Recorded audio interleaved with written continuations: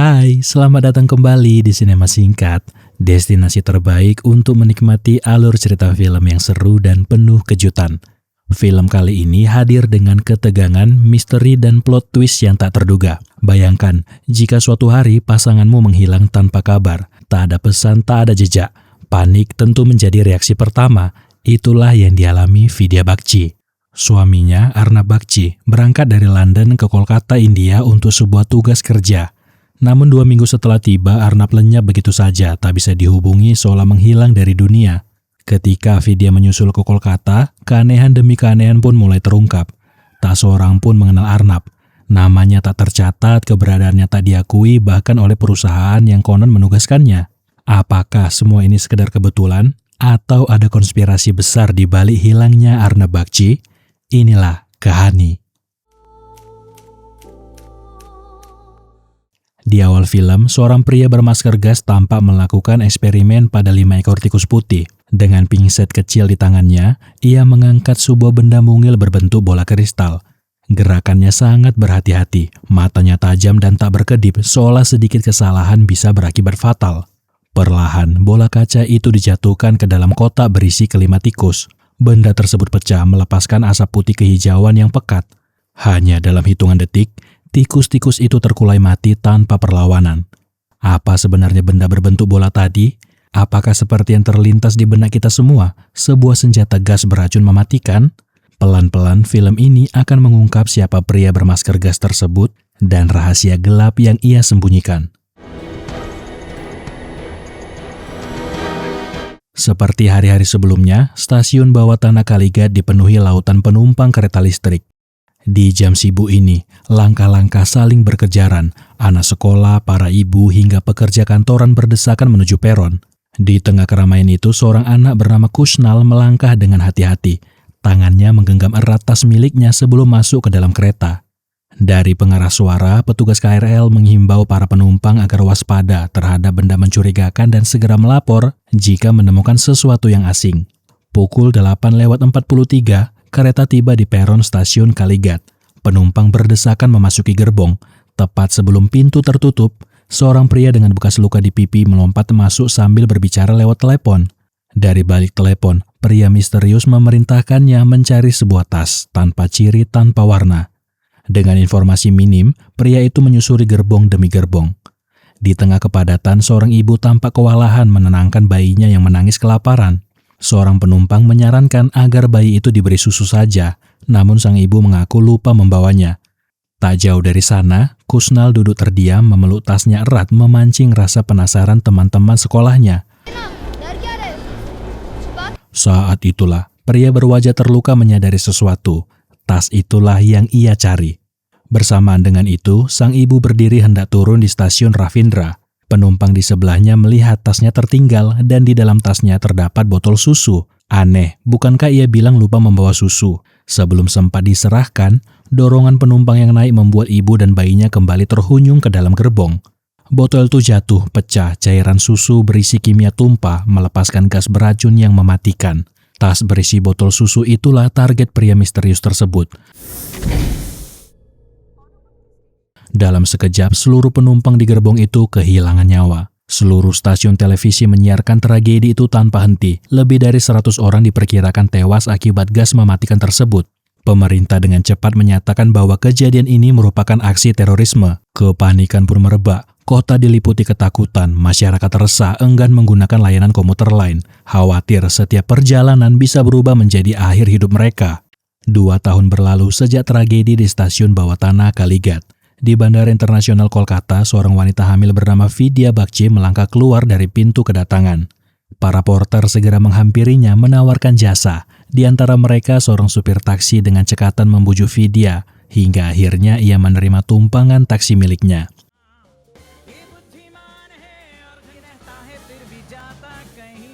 Dalam perjalanan, sang supir tersenyum dan berkata bahwa hari itu terasa berbeda baginya. Untuk pertama kalinya, ia mengantar penumpang dari bandara langsung ke kantor polisi, bukan ke hotel ataupun penginapan seperti biasanya. Di kantor polisi Kalighat, seorang petugas bernama Rana tampak bangga setelah berhasil menginstal program basis data kepolisian. Namun kebanggaan itu tak bertahan lama, layar segera menampilkan pesan kesalahan, tanpa ia tahu apa penyebabnya. Entah kebetulan atau ironi, seolah ketidakberesan semacam ini memang akrab di setiap instansi di negara manapun berada.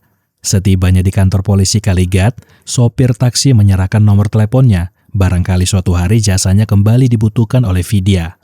Di pintu masuk, Inspektur Rana melihat Vidya kewalahan mengangkat tas dan segera membantunya. Kedatangan Vidya memiliki satu tujuan, melaporkan orang hilang. Ia pun diarahkan untuk bertemu Inspektur Katirji dan diminta menuliskan ciri-ciri suaminya. Dari laporan itu terungkap bahwa Arnab Bagchi menghilang sebulan yang lalu. Ia datang ke Kolkata untuk tugas 2 minggu di sebuah perusahaan bernama National Data Center atau NDC. Pada 2 minggu pertama, komunikasi mereka berjalan lancar. Lalu tiba-tiba, Arnab lenyap, tak ada telepon, tak ada pesan. Keheningan itulah yang mendorong Vidya datang sendiri ke kota ini demi menemukan suaminya. Saat Vidya menjabarkan laporannya, Inspektur Katirji justru larut mendengarkan ceritanya dan tidak menulis laporan tersebut. Vidya Bagchi. आपका husband's name? Arnab. Bagchi? Sementara itu, Inspektur Rana masih sibuk bergelut dengan sistem basis data kepolisian yang tak kunjung bisa diakses. Vidya lalu menyerahkan foto pernikahannya bersama Arnab sebagai bahan pencarian. Ketika ditanya soal pekerjaan sang suami, Vidya menjelaskan bahwa mereka berdua adalah software engineer, ahli firewall, pembuat sistem yang melindungi komputer dari serangan. Inspektur Katirji tersenyum, menyamakan pekerjaan itu dengan tugas polisi yang melindungi masyarakat. Vidya membalas dengan tawa tipis. Pertanyaan terakhir pun diajukan, di mana Arnab tinggal selama di Kolkata. Vidya mengeluarkan secari catatan alamat, Mona Lisa 172A, tempat terakhir suaminya menetap. Usai mendengar laporan itu, Inspektur Katirji mengatakan bahwa kasus ini cukup rumit. Namun ia meyakinkan Vidya bahwa kepolisian Kolkata akan melakukan yang terbaik untuk menemukan Arnab. Sebelum pergi, Vidya yang seorang software engineer membantu Inspektur Rana memperbaiki sistem basis data yang bermasalah. Ternyata bukan programnya yang rusak, melainkan memori komputer yang sudah penuh. Namun saat hendak bangkit dari kursinya, Vidya mendadak pusing. Sebagai bentuk kepedulian, Inspektur Rana mengantarkannya ke hotel tempat Arnab terakhir kali menginap. Sepanjang perjalanan, Vidya memandangi hiruk-pikuk Kolkata yang tengah bersiap menyambut Durga Puja. Festival itu tanpa sadar membangkitkan rindunya pada Arnab yang seorang Bengali sejati.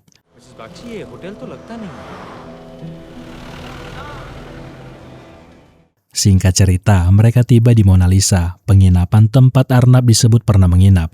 Tak sabar, Vidya menekan bel resepsionis berulang kali. Seorang pria parubaya, manajer penginapan bergegas menyambut mereka. Jawabannya sama seperti saat Vidya menelepon dari London. Tidak ada tamu bernama Arnab Bagchi yang pernah menginap di sini.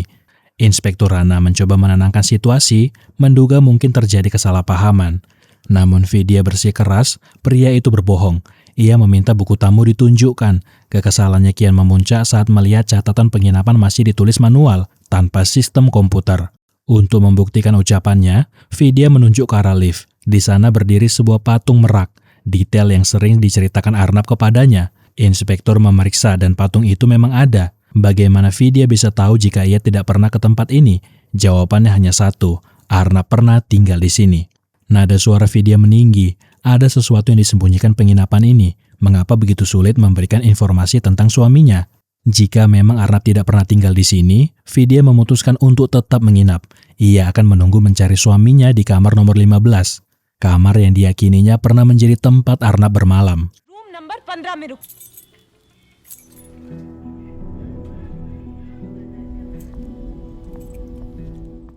Vidya diantar ke kamar nomor 15, tempat Arnab pernah tinggal selama di kota ini.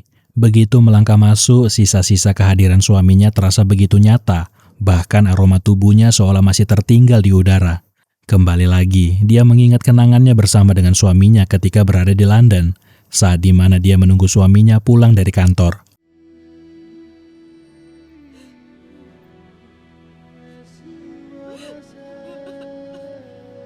Pukul 3:25 pagi, Vidya terbangun dari lelap akibat kelelahan. Ia segera membereskan kamar lalu membongkar isi kopernya yang sejak tiba belum sempat ia buka. Pagi hari pun tiba, Vidya bersiap melanjutkan pencarian suaminya meski hari itu dibuka dengan kekesalan. Shower di kamarnya tak mengalirkan air panas. Dengan wajah masam, Vidya turun ke lantai bawah dan mengajukan komplain pada manajer. Mengapa tertulis tersedia air panas sementara kenyataannya tidak? Sang manajer pun meminta maaf lalu memanggil seorang bocah bernama Bishnu. Mulai saat itu, setiap kali Vidya membutuhkan air panas, Bishnu lah yang akan menyiapkannya. Vishnu दीदी के देखी तो चलो दीदी। चलो Singkat cerita, Vidya menuju NDC, National Data Center, tempat Arnab seharusnya bekerja selama 2 minggu. Kali ini, ia datang sendiri tanpa didampingi Inspektur Rana yang kembali ke hotel pagi itu. Setibanya di gedung NDC, Vidya menemui resepsionis dan meminta bertemu dengan Agnes de Mello sesuai janji. Namun jawabannya kembali sama seperti yang ia dengar sebelumnya. Agnes menatap Vidya tenang. Tak pernah ada karyawan bernama Arnab Bagchi di sini. Ia pun mengingatkan hal itu sudah disampaikannya saat Vidya menelepon dari London. Itulah yang ditegaskan oleh Agnes de Mello. Sebagai manajer HRD, ia mengaku tahu persis siapa saja yang bekerja di bawah naungannya. Vidya kembali menunjukkan foto Arnab, berharap Agnes bisa mengenali wajah itu. Namun sang manajer hanya menggeleng pelan, tak ada ingatan, tak ada pengakuan. Kebingungan Vidya kian menjadi, mustahil Arnab tak pernah bekerja di sini, sebab dialah yang memaksa suaminya menerima tugas di NDC. Meski Arab sempat menolak karena kehamilan Vidya yang kian membesar. 2 हफ्ते ही की तो बात है. I'll be okay. You're actually packing my bag. I'll be okay.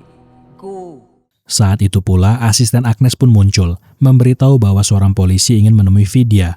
Di luar, Inspektur Rana telah menunggu dengan raut wajah yang menyiratkan sesuatu yang tak ingin didengar.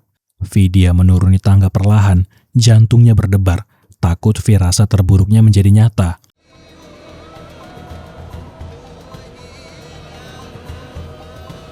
Inspektur Rana membawa Vidya ke sebuah tempat yang dipenuhi tangisan pilu. Menurut informasi yang ia terima, jawaban atas hilangnya Arnab mungkin ada di sana. Di hadapan mereka terbujur sosok mayat, kulitnya hangus menghitam, baunya sangat menyengat. Melihat itu, Vidya tak kuasa menahan diri. Perutnya bergejolak, ia muntah. Namun setelah tenang, ia yakin sepenuhnya kalau mayat itu bukan suaminya. Rana kemudian bertanya apakah Arnab memiliki kerabat di kota ini. Vidya teringat seorang paman yang tinggal di Takur Pukur. Mereka pun berangkat ke sana. Sepanjang perjalanan, Vidya melihat sebuah sekolah, tempat Arnab pernah bercerita ia menimba ilmu di sana dengan lambang angsa yang terbang. Artinya rumah sang paman sudah dekat. Namun kenyataannya kembali menghantam. Sepasang suami istri yang ditemui mengaku telah tinggal di sana selama 30 tahun dan tak pernah mengenal siapapun bermarga Bagchi. Kebingungan Vidya kian menjadi, tak seorang pun mengenal Arnab. Apakah selama ini suaminya telah berbohong kepadanya? Namun Vidya tak menyerah. Ia menemui kepala sekolah, menanyakan apakah Arnab Bagchi pernah bersekolah di sana. Sayangnya, tak ada satupun catatan yang mencantumkan nama itu. Vidya dan Inspektur Rana pun kembali berada di jalan buntu. उस साल में कोई अर्णव बख्शी नहीं था. Di tempat lain, Agnes terpaku menatap foto Arnab Bagchi yang tertinggal di meja kerjanya. Ada sesuatu yang terasa familiar. Perlahan sebuah nama muncul di benaknya, Milan Damji. Namun saat data pria itu dicari, aksesnya dibatasi. Untuk membukanya diperlukan izin Tuan Tiagi yang kebetulan sedang cuti. Madam unlock करने के लिए त्यागी सर से परमिशन लेना पड़ेगा. Malam harinya saat Vidya larut dalam lamunan, ponselnya berdering. Telepon itu dari Agnes. Ia meminta Vidya menemuinya esok hari pukul 3 sore. Ini tentang suaminya, Arnab. Of course. Vishnu? Now. Pagi hari di kantor polisi Kaligat, dering telepon memecah keheningan saat Inspektur Katirji tengah menikmati teh hangatnya. Panggilan itu dari bandara ditujukan untuk Inspektur Rana. Rana memang bekerja keras menelusuri hilangnya Arnab Bagchi, berbanding terbalik dengan Katirji yang tampak enggan menangani kasus ini. Menjelang sore, Rana kembali menemui Vidya dengan kabar terbaru. Menurut pihak imigrasi, tak ada catatan Arnab Bagchi pernah berangkat dari London ke Kolkata. Pemeriksaan telah dilakukan beberapa kali, namun hasilnya tetap sama. Tanpa banyak kata, Vidya meninggalkan Rana. Ia harus menemui Agnes.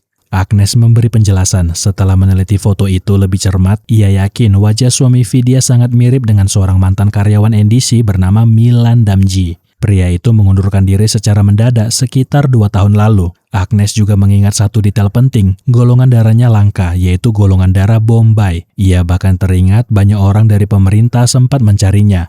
Mungkin itulah alasan Milan meninggalkan NDC tanpa penjelasan. Mendengar itu, Vidya kebingungan. Apa hubungannya dengan Arnab? 2 tahun lalu suaminya jelas bersamanya di London. Agnes menegaskan keyakinannya Milan Damji sangat mirip dengan Arnab. Ia bahkan mencoba mencari foto Milan, tapi setiap kali dicoba yang muncul hanyalah peringatan akses dibatasi. Besok, Tuan Tyagi akan kembali dari cutinya. Agnes berjanji akan segera mengabari Vidya. त्यागी एक बार मिलान दाम जी का फोटो देखो फिर डिसाइड करो। Tyagi adalah supervisor sistem di NDC. Wajahnya langsung mengeras saat mendengar permintaan berkas Milan Damji, seolah nama itu menyentuh sesuatu yang tak seharusnya dibuka. Kita beralih sejenak ke sebuah kantor asuransi. Seorang pria yang tampak mengantuk, namanya Bob, agen asuransi jiwa yang nyaris setiap hari dimarahi atasannya karena ritme kerja yang berantakan.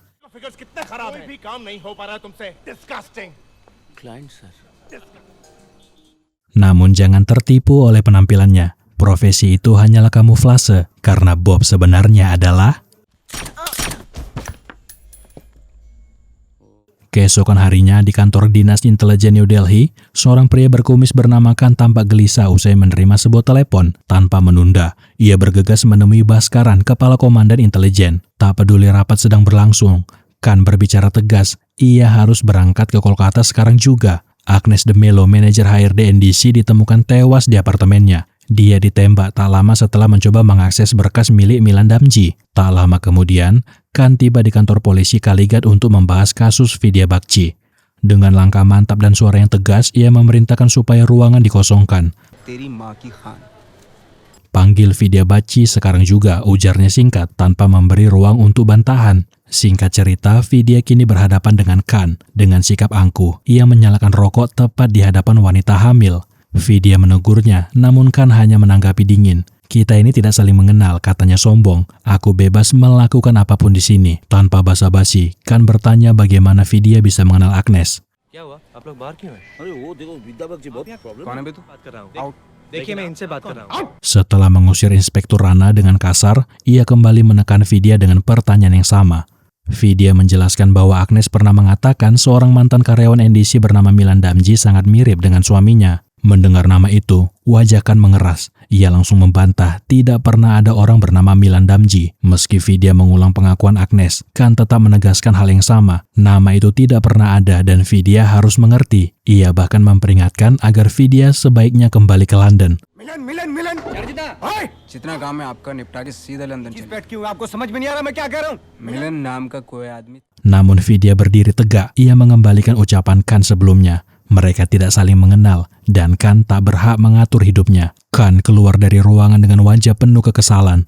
Ia segera menelepon seseorang mengatakan bahwa Vidya Bakci bukan ancaman, hanya seorang wanita hamil yang mencari suaminya.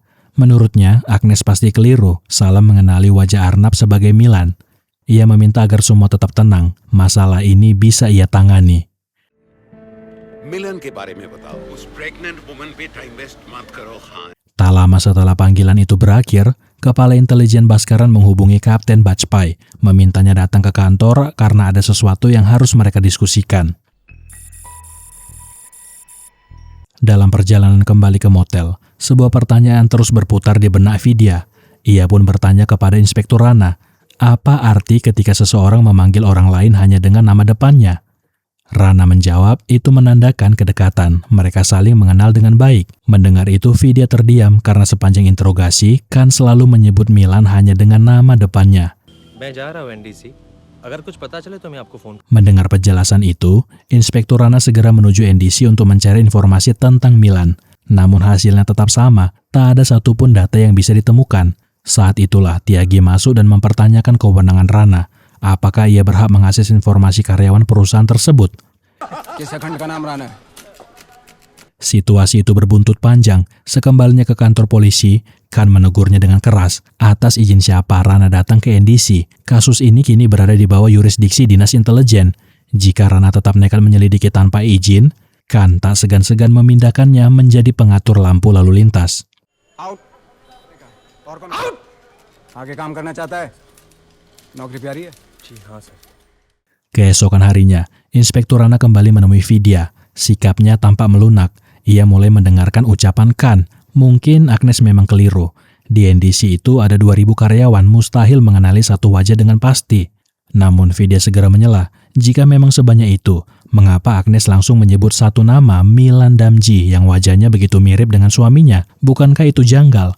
Agnes pernah berkata bahwa perusahaan pasti menyimpan berkas foto Milan, meski data komputernya dibatasi. Vidya menatap Rana, bagaimana jika mereka menyelinap ke kantor lama NDC. ऐसे कैसे किसी के ऑफिस में घुस सकते हैं, वो भी नेशनल डेटा सेंटर के? Sementara itu di kantor pusat NDC, Tiagi pun mulai bergerak. Ia menanyai Sapna, sekretaris Agnes, tentang salinan berkas karyawan lama. Sapna menjawab bahwa semua arsip tersebut disimpan di kantor lama NDC. Tak lama kemudian, seseorang, entah Tiagi atau orang lain, menghubungi Bob, memintanya segera datang ke kantor lama NDC.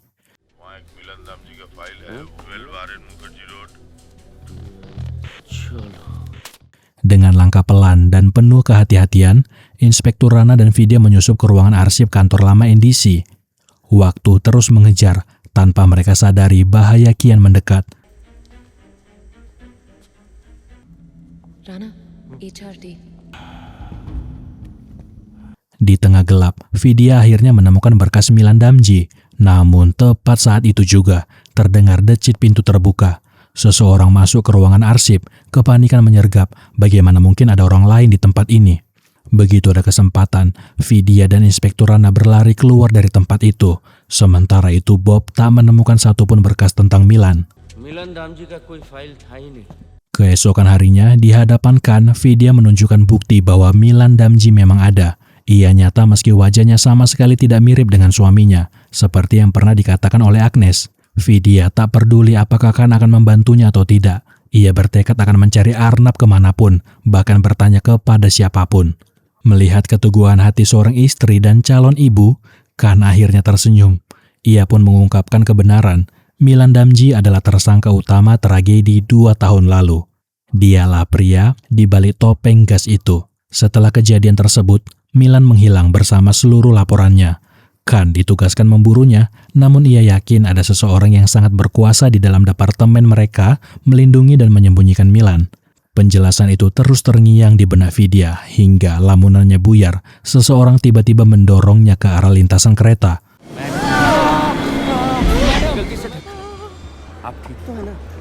Pria itu memperingatkannya dengan dingin, jangan pernah mencoba mencari tahu siapa sebenarnya Milan Damji.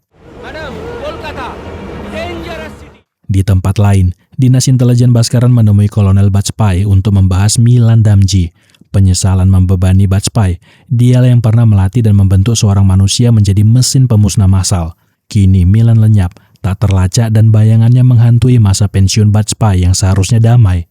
Baskaran membawa kabar yang mengusik ketenangan itu. Jika ingin menemukan Milan, carilah dari tempat ia bekerja, karena seseorang di sana telah lama melindungi Milan Damji. Itulah yang dikatakan oleh Bajpai. Masalah ini kian mengusik pikiran Vidya. Dalam benaknya hanya ada 3 kemungkinan. Pertama, suaminya benar-benar meninggalkannya. Kedua, Arnab dan Milan adalah orang yang sama. Dan kemungkinan yang ketiga, kemiripan wajah kedua orang ini telah menyeret suaminya ke dalam masalah besar. Untuk menemukan Arnab, mereka harus lebih dulu menemukan Milan. Alamat rumah Milan tercantum jelas di berkas. Tanpa menunda, Vidya dan Inspektur Rana menuju ke sebuah kawasan pinggiran kota, sebuah apartemen tua yang sesuai dengan alamat tersebut. Unit nomor 3 menjadi tujuan. Begitu pintu dibuka, bau busuk menyergap. Ruangan itu nyaris kosong, hanya menyisakan 2 gelas bekas teh. Namun justru dari sanalah petunjuk muncul. Seorang penjual mengaku sering mengantarkan teh ke kamar itu. मिलन यही से चाय मंगवाता था, शायद ये लोग कुछ बता सके। और मिलन के घर, याद है मिलन के घर पे 2 ऐसे ही गिलास थे। Seorang anak bernama Subroto menambahkan kalau pemilik unit nomor 3 kerap menerima tamu, seorang pria yang selalu datang membawa koper. वो हमेशा एक सूटकेस लेके आता था। सूटकेस? और उसके कोने ना सोने जैसे थे। Inspektur Rana terkesan, Vidya tahu betul cara membuat anak-anak mau bercerita dengannya. Pencarian mereka berlanjut ke sebuah bank penyimpanan darah. Vidya teringat oleh ucapan Agnes, Milan memiliki golongan darah langka. Seorang petugas bank darah pun mengkonfirmasi bahwa darah dengan tipe tersebut pernah digunakan pada 25 Mei 2008 atas permintaan sebuah rumah sakit di Iqbalpur. Namun lagi-lagi mereka menemui jalan buntu. Tak ada nama pasien tercatat dalam arsip. Meski begitu, mereka tak menyerah. Inspektur Rana masih punya satu harapan. Seorang informan lama, mantan mata-mata kepolisian yang mungkin bisa membantu mengurai misteri ini. Inspektur Rana membawa Vidya ke sebuah bengkel pembuatan patung dari tanah liat. Di tempat itu mereka bertemu Paresh Pal. Namun sambutan yang diterima jauh dari harapan mereka. Paresh menolak terlibat dalam urusan kepolisian atau membantu penyelidikan apapun. Namun semuanya berubah ketika Vidya memohon dengan jujur, mengatakan bahwa ia hanya seorang istri yang sedang hamil dan ingin menemukan suaminya. Kata-kata itu meluluhkan hati Paresh. Tak lama kemudian ia pun setuju untuk membantu mereka. मिलन दाम जी 2 साल पहले 25 मई Iqbalpur nursing home में Bombay blood group मंगाया गया था। किस लिए? बस इतना। ऐसी हालत में लंदन से अकेले। Singkat cerita, pada 25 Mei 2008, menurut informasi yang ia peroleh, tempat ini menjadi lokasi pertemuan dua pria. Tapi, kenyataannya ada 3 orang yang terlibat dalam baku tembak di tempat ini. Pria ketiga itulah yang membutuhkan transfusi darah golongan Bombay. Hanya sejauh itulah Paresh bisa membantu mereka. Jika ingin menggali lebih dalam, ia menyarankan supaya mereka pergi ke kantor polisi Park Street atau menemui langsung Dr. Ganguly. Singkat cerita, mereka pun menemui Dr. Ganguly. Namun karena kasus itu terjadi 2 tahun lalu, ingatannya sudah kabur. Meski begitu, ia berjanji akan memeriksa arsip medis keesokan harinya. Sayangnya di saat yang sama, pria misterius itu memerintahkan Bob untuk segera menghilangkan semua jejak.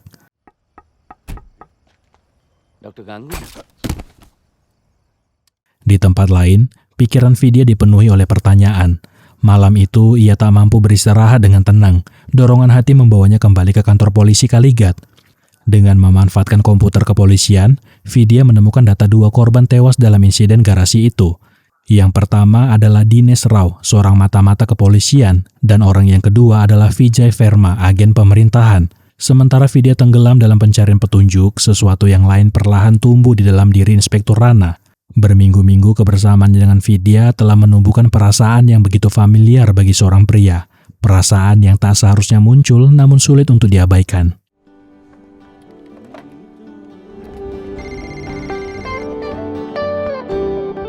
Keesokan malam, Inspektur Rana yang mulai terpesona kembali menemui Vidya.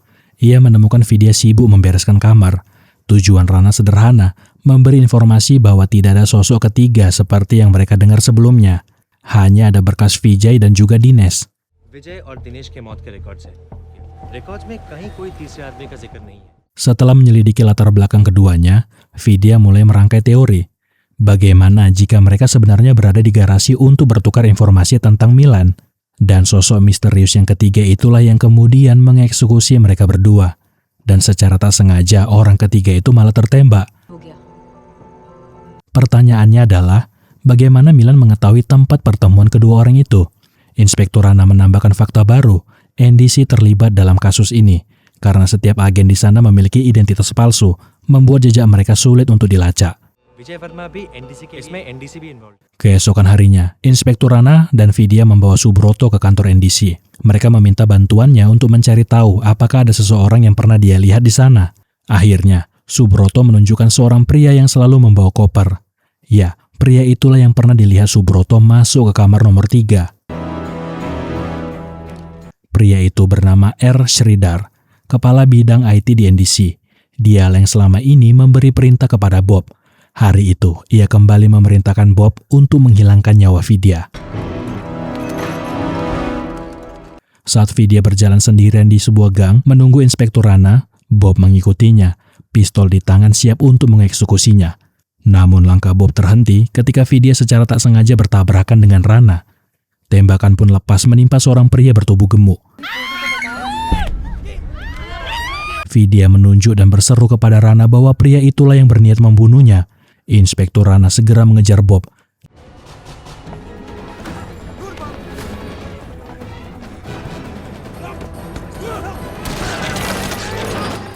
Namun pengejaran itu berakhir tragis. Bob mengalami kecelakaan dan meninggal dunia. Inspektur Rana berhasil mengamankan handphone Bob. Di dalamnya terdapat foto-foto korban sebelumnya. Bukti nyata bahwa nyawa Vidya terancam. Namun Vidya tak mengendurkan tekadnya. Semua ini menambah teka-teki. Seseorang di NDC yang menyewa Bob Tiagi ternyata bukan dalangnya, ia hanya perantara informasi. Inspektur Rana gelisah, khawatir Vidya tak mau mendengar peringatannya. Tapi di saat yang bersamaan, Vidya malah menemukan cara bagaimana foto-foto itu dikirim, membuka kemungkinan baru untuk mengungkap dalang di balik semua ini. Dengan kemampuan meretasnya, Vidya berhasil melacak alamat IP pengirim foto dari handphone Bob. Yang perlu mereka lakukan sekarang adalah mengakses komputer Sridhar. Semangat Vidya yang menggebu-gebu membuat Inspektur Rana cemas. Kasus ini bukan permainan, banyak nyawa telah hilang. Kenapa ia masih bersikeras mengusutnya? Bukankah seharusnya polisi yang bekerja?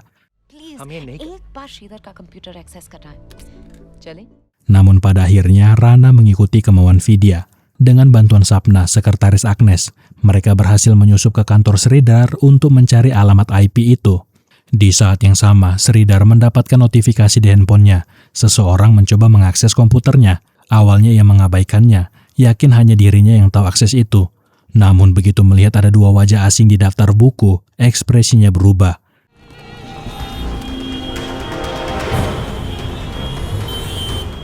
Ia segera berlari ke kantornya, menanyakan apakah ada orang lain yang masuk bersama Sapna. Ia memerintahkan supaya semua pintu ditutup. Tapi Sridhar sadar satu pintu keluar masih terbuka. Pintu belakang area merokok. Benar saja, Vidya dan inspektur keluar melalui pintu belakang.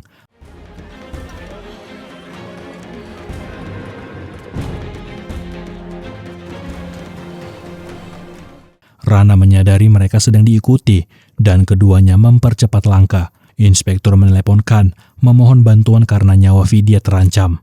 Sayangnya, ketidakhati-hatian Vidya membuat mereka ketahuan. Tanpa peduli kerumunan di sekitar, Sridhar menodongkan senjata ke arah wanita hamil itu. Perkelahian tak terelakkan antara Inspektur Rana dan Sridhar.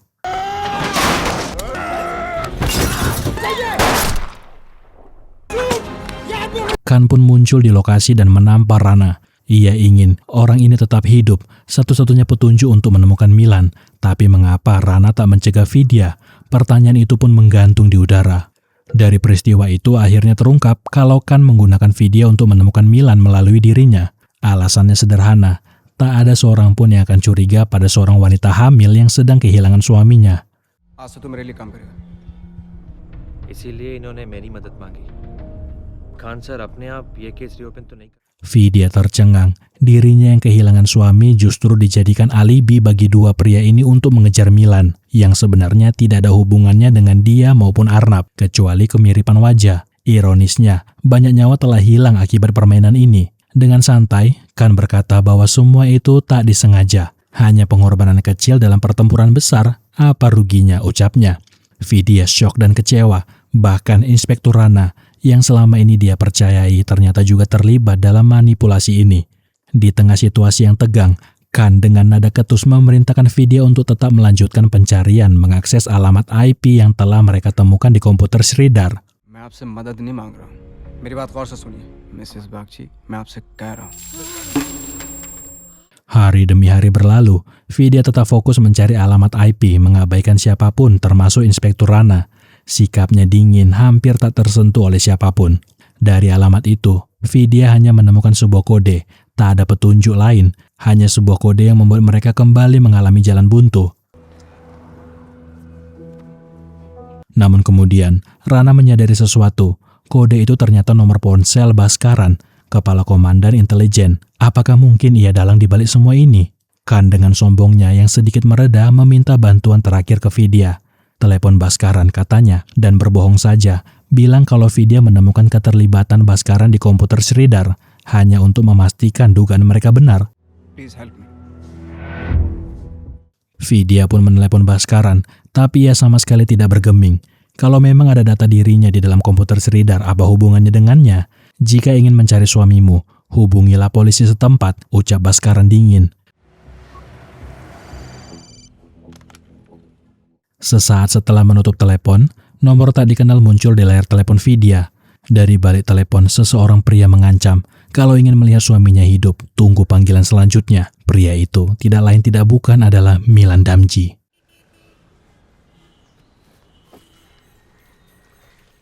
Keesokan harinya, Inspektur Rana menemui Vidya. Ia tak ingin ketegangan antara mereka berlarut-larut. Dengan suara pelan, ia meminta maaf atas sikapnya yang tak jujur. Sebagai tanda penyesalan, ia menyerahkan sebuah baju sari, simbol permintaan maafnya kepada Vidya. Di saat yang bersamaan, ponsel Rana berdering. Tuan Pares meneleponnya. Pares mengatakan kabar mengejutkan, Milan Damji kembali ke Kolkata. Artinya rencanakan berhasil, Milan muncul ke permukaan. Namun Milan hanya ingin bertemu dengan Vidya. Ini menandakan kalau Khan kembali mengorbankan Vidya untuk menangkap Milan. Menyadari hal ini, Inspektur Rana menemui Khan, memohon agar operasi itu dihentikan. Jangan lagi mengorbankan orang lain demi menangkap Milan. Namun Khan tidak peduli. Ini demi menegakkan hukum. Hanya cara ini yang bisa menghentikan Milan. Jangan bersikap bodoh hanya karena cinta. Itulah yang dikatakan oleh Khan. इसका मोबाइल ले कहीं मत जाने देना इसको बाथरूम में नहीं Singkat cerita, Vidya menerima telepon. Milan ingin menemuinya di Taman Triangular.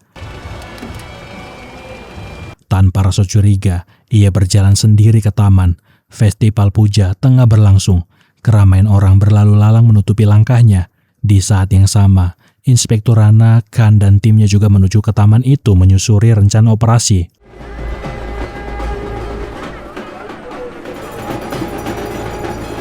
Vidya menelusuri gang sepi, dan disitulah Milan muncul untuk pertama kalinya. मिलन Damji Ia menuntut agar berkas Tuan Baskara diserahkan kepadanya, namun Vidya menolak.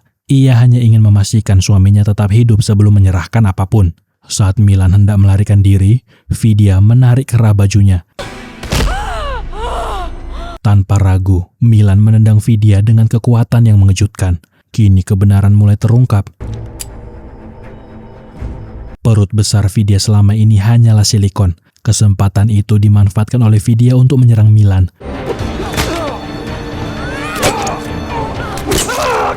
Ternyata ia tidak selemah yang kita kira. Siapa sebenarnya Vidya? Bersabarlah, jawaban itu segera muncul. Di saat para kepolisian muncul di lokasi, Vidya sudah menghilang, menyusup di tengah kerumunan festival tanpa jejak. Inilah kebenaran tentang Vidya Bagchi. Khan masih belum juga mengerti, namun Inspektur Rana yang berminggu-minggu bersamanya akhirnya menyadari bahwa Vidya bukan seperti yang mereka kira. Kesadaran itu muncul saat Rana melihat logo angsa terbang di baju Bishnu. Bishnu pernah tinggal di Thakurpur, dan Vidya yang lebih dulu mengenal Bishnu membimbing Rana ke sekolah itu untuk memperkuat cerita tentang suaminya yang hilang. Khan segera memerintahkan agar sidik jari Vidya di hotel diperiksa. Tapi Vidya sudah selangkah lebih maju. Semua jejak sidik jarinya telah dihapus dengan alibi kalau dia adalah seorang pembersih. Ternyata Arnab Bagchi hanyalah cerita yang dibuat oleh Vidya. Tidak ada yang namanya Arnab Bagchi. Khan baru sadar selama ini mereka lah yang dimanfaatkan oleh Vidya untuk menemukan Milan. Tanpa disadari, mereka lah yang menyerahkan Baskaran dan Milan ke Vidya. Dan di dalam amplop coklat inilah jawaban atas semua pertanyaan selama ini terungkap. Pria di awal film ternyata adalah Arup Basu, agen dinas rahasia suami Vidya yang sesungguhnya. Ia tewas dalam tugas 2 tahun lalu saat mencoba mengamankan gas beracun itu. Mengetahui kematian suaminya, Vidya bahkan kehilangan bayinya dalam kandungan. Selama 2 tahun itulah, Vidya bersama Kapten Bajpai merancang skenario untuk menangkap Milan.